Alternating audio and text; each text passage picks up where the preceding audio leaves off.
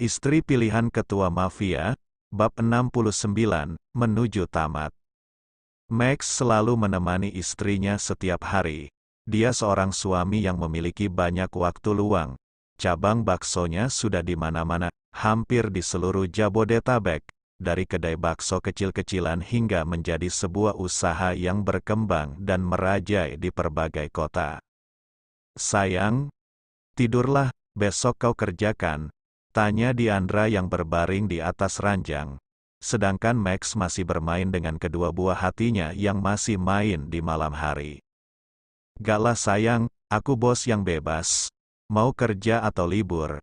jawab Max. "Kerjaan bisa dimanage dari jauh, tidak perlu tiap hari bekerja atau berangkat tepat waktu.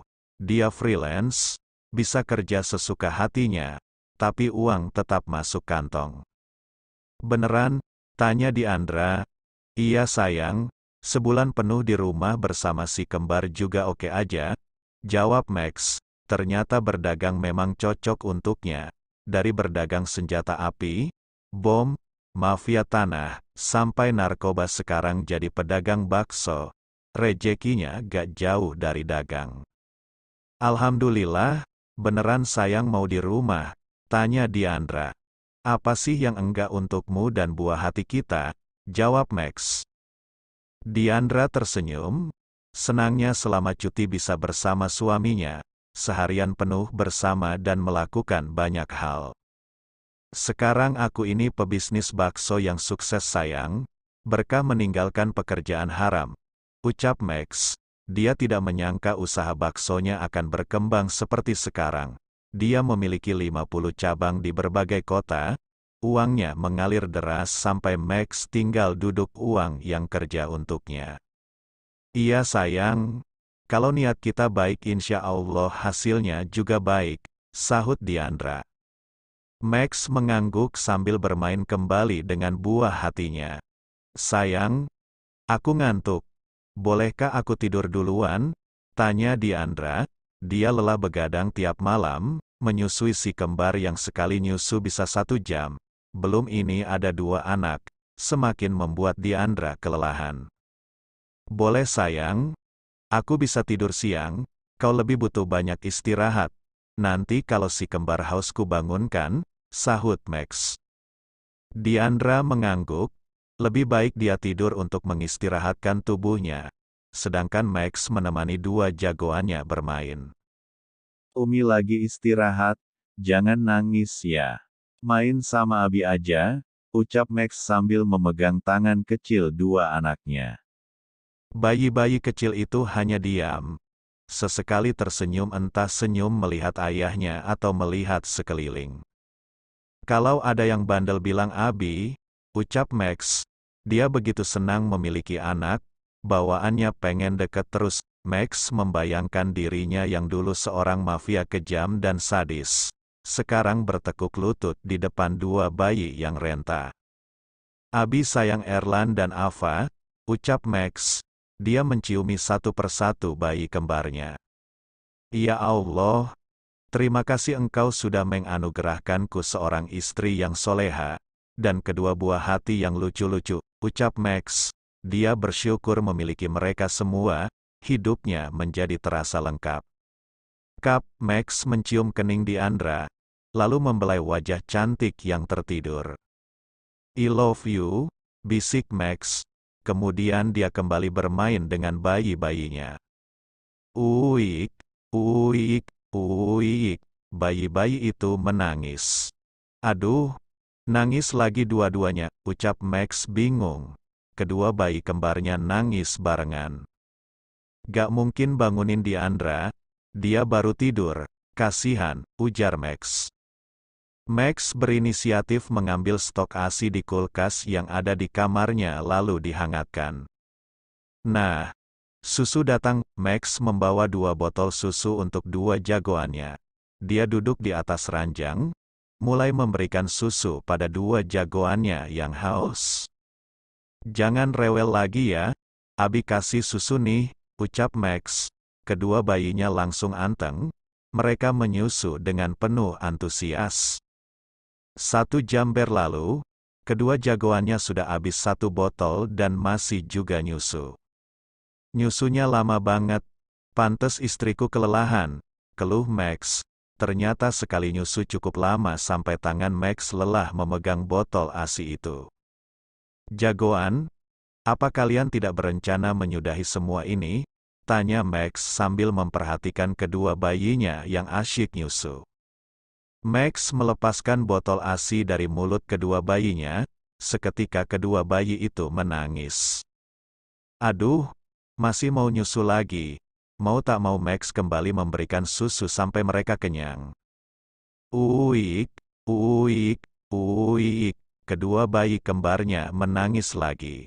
Nangis lagi? Kenapa? Tanya Max. Padahal baru nyusu kedua jagoannya udah nangis lagi. Max bingung, dia bergegas memeriksa kedua putranya. Kalian memproduksi coklat gratis ya? Ucap Max. Ternyata kedua jagoannya buang pup.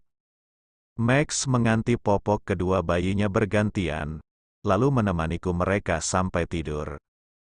Kap, Abi sayang kalian. Abi akan menjaga dan merawat kalian sampai besar. Ucap Max. Air matanya berurai. Dia menangis di depan kedua anaknya.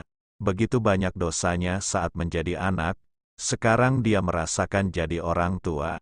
Ternyata tidak mudah dan melelahkan. Max berurai air mata teringat kasih sayang kedua orang tuanya. Dia menyesal sudah melewatkan semua itu dengan sia-sia. Sekarang dia merindukan masa-masa di mana dia masih kecil. Di kamar yang berbeda, Taren menghampiri Humaira yang duduk di atas ranjang. Dia membawa segelas susu untuk istrinya. Sayang, susu, ucap Taren. Dia memberikan susu pada istrinya. Makasih sayang, sahut Humaira sambil memegang gelas susu itu. Diminum sayang, pinta Taren. Humaira mengangguk, dia meminum susu yang dibuat suaminya. Makasih sayang, ucap Humaira. Iya sayang, sahut Taren sambil mengelus kepala Humaira. Sayang, apa kita adopsi anak saja? Tanya Humaira. Untuk apa? Tanya Taren. Untuk jadi anak kita, jawab Humaira. Apa kau tidak keberatan ada anak orang lain menjadi anak kita? Tanya Taren. Tidak, anak itu kan akan jadi anak kita, jawab Humaira. Taren meletakkan kepala istrinya di bahunya. Kenapa kau ingin punya anak adopsi sayang? Tanya Taren penasaran kenapa istrinya minta anak adopsi. Karena aku sudah tidak memiliki rahim lagi, jawab Humaira. Seketika Taren terkejut, dia menatap wajah istrinya dan memegang kedua lengannya. Kau sudah tahu sayang? Tanya Taren. Iya, aku sudah tahu semuanya, jawab Humaira. Dia sudah tahu semuanya dari obrolan Abi dan Uminya yang tak sengaja dia dengar. Namun Humaira hanya diam dan menyimpan semua perasaannya sendirian. Dia tahu suaminya dan keluarganya mengkhawatirkannya, dan tidak ingin membuat dia merasa bersedih atas itu. Maafkan aku sayang, aku tidak memberitahumu, ucap Taren. Ekspresi di wajahnya menggambarkan gurat kesedihan. Aku tahu, semua kau lakukan demi aku sayang, sahut Humaira. Taren mengangguk, dia membelai wajah cantik istrinya. Aku mencintaimu sampai kapanpun, ada atau tidak anak di antara kita, ucap Taren. Terima kasih sudah mencintaiku sayang, sahut Humaira. Taren mencium kening istrinya, dia begitu menyayangi istrinya dan berjanji akan membahagiakannya. Kalau begitu besok kita adopsi anak ya, ucap Taren. Iya, sepertinya kita bisa mencari di panti asuhan. Di sana banyak anak-anak yatim piatu, sahut Humaira. Taren mengangguk, dia menyandarkan kepala Humaira di bahunya. Hatinya sudah lega saat mengetahui istrinya sudah tahu semuanya. Di tempat lain, Abi, apa besok Abi akan memberitahu Diandra dan Taren tentang masa lalu Abi? Tanya Umi Fatimah yang duduk di samping Kiai Abdullah. Mereka berdua duduk di atas ranjang. Kiai Abdullah terdiam. Rasa bersalah terus menghantuinya. Dia ingin meminta maaf secara langsung dan menebus kesalahannya. Iya Umi, doakan Abi, semoga semuanya lancar, jawab Kiai Abdullah.